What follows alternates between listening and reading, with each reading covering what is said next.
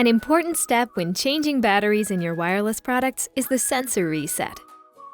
Your wireless products are equipped with low battery detectors that alert your keypad, making sure you know when to change batteries before it is too late. After a successful battery change is completed, it is necessary to perform a sensor reset at your keypad in order to clear the low battery warning. On a touchscreen keypad, simply find Reset on the carousel menu and press it to perform sensor reset. A similar shortcut can be performed on the thin line keypad by simply pressing and holding the number 2 until you hear the keypad beep. You can also perform a sensor reset through your keypad's menu. From your keypad, press Command until you reach the menu option.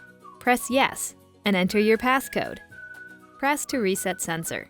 Sensor reset is now complete, and your keypad will no longer show low battery.